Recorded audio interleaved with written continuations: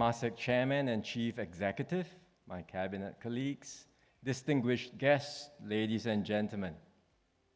I'm delighted to join you this evening to celebrate Temasek's Golden Jubilee and 50th anniversary. Let me also warmly welcome the many overseas guests who have joined us for this special occasion. I hope some of you were able to come earlier and catch the Formula One race over the weekend too. When Temasek was formed in 1974, Singapore was in a completely different place. We were still grappling with the effects of the British withdrawal of their armed forces, which accounted for a significant part of our economy. To save jobs, the government converted the military bases into civilian uses. Military dockyards became commercial shipyards. Workshops became engineering companies. Singapore then was at its early stages of industrialization.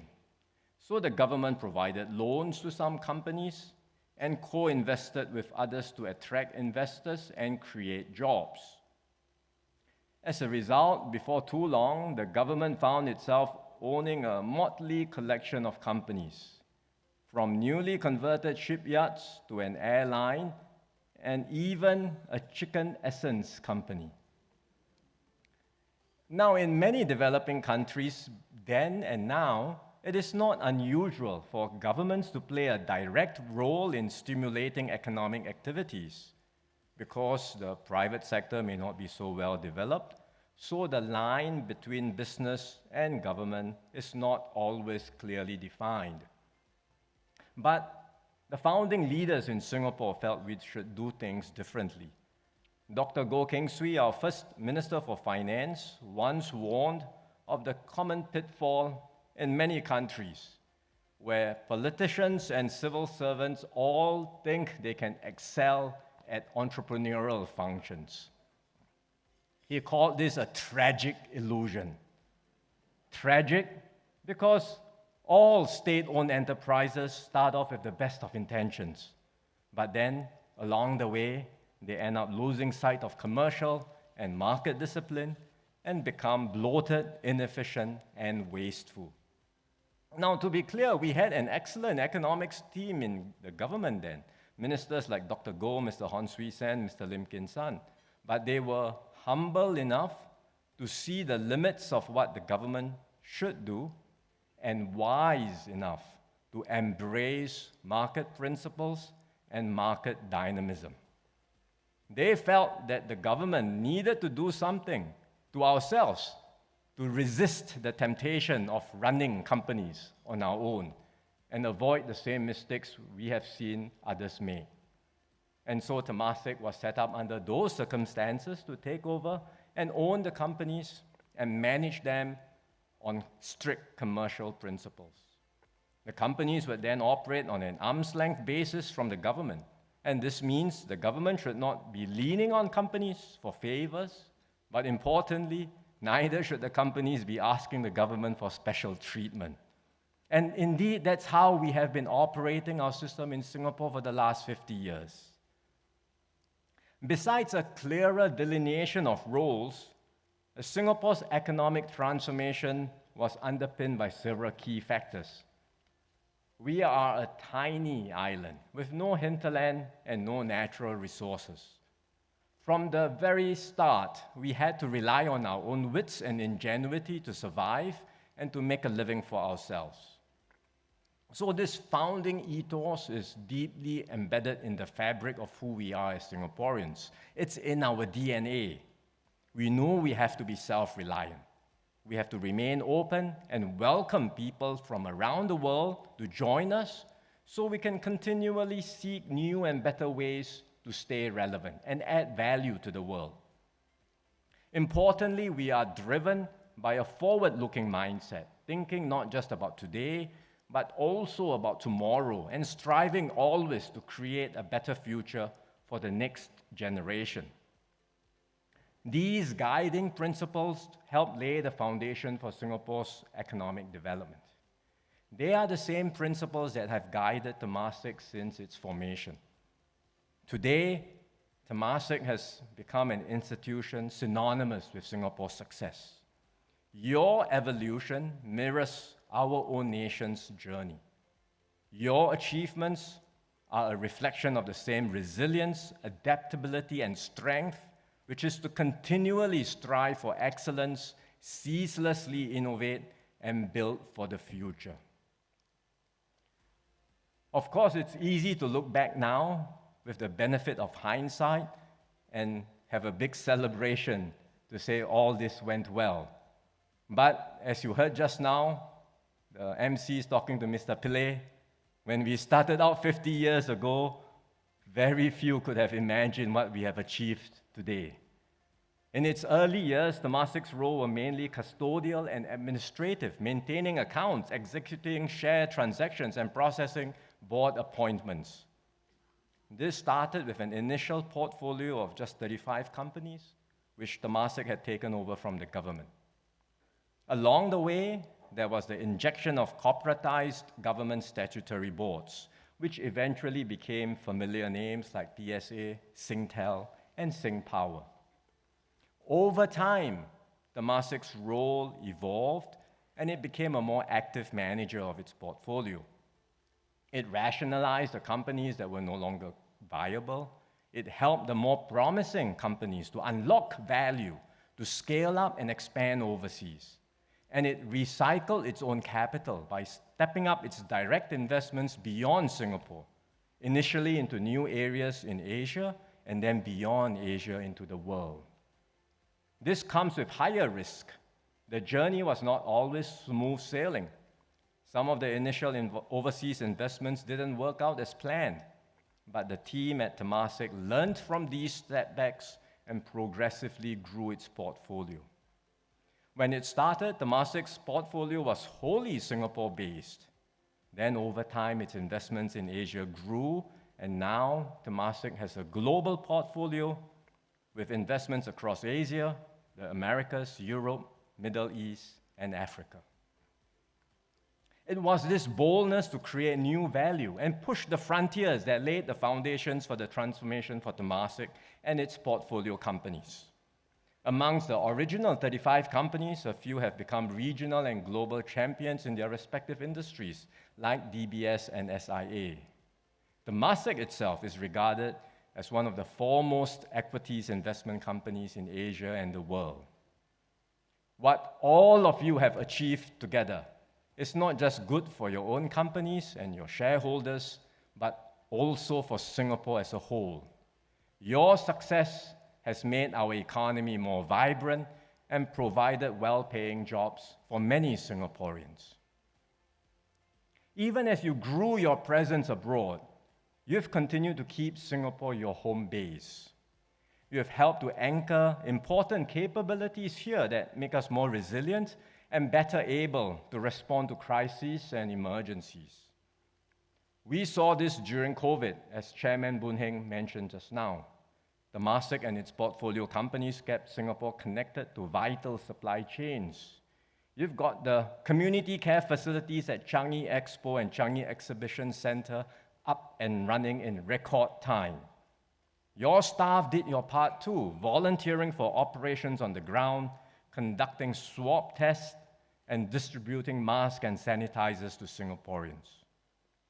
We won the fight against COVID because our country rallied together, and in no small part because Temasek and its portfolio companies stepped up in our darkest hours of need. Thank you very much.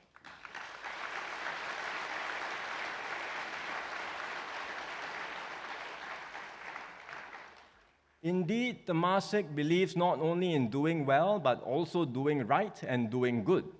So I welcome Temasek's commitment to support those who need help, both in Singapore and further afield, through the Temasek Trust and Temasek Foundation. And I'm also glad that Temasek's portfolio companies are leading the way as responsible corporate citizens, contributing to causes ranging from uplifting vulnerable families to protecting the environment. Balancing and realizing these multiple objectives is never easy. It's easy to talk about ESG and triple bottom line, as though they can all be achieved at the same time. But all of you know that there are hard trade-offs to manage. In the end, the ability of Temasek and its portfolio companies to realize its goals depends critically on its leadership and its people. And so the many positive outcomes that we see today is really the fruits of the labor and foresight of the many who came before us, those who founded and later transformed Temasek and who ran its portfolio companies. They gave their hearts and minds and their sweat and tears to build what we have today. And I'm glad to see Mr. J.Y. Pillay, Mr. Dana Balan here tonight with us, and many other pioneers who were contributing to Temasek in those early years. We owe them a great debt of gratitude.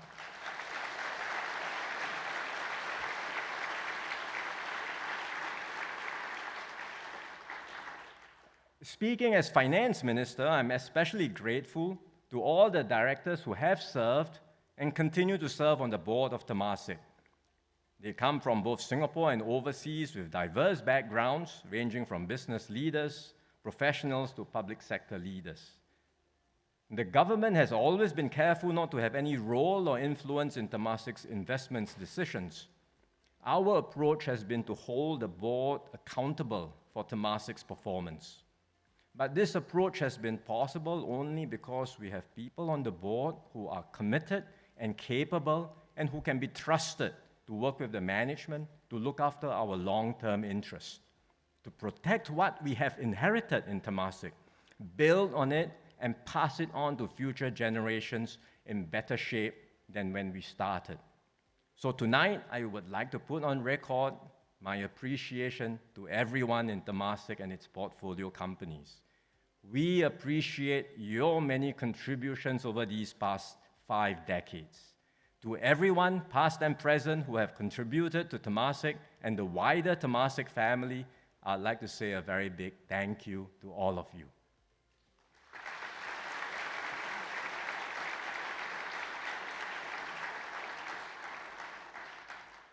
Temasek and Singapore have done well these past 50 years, but we cannot rest on our laurels.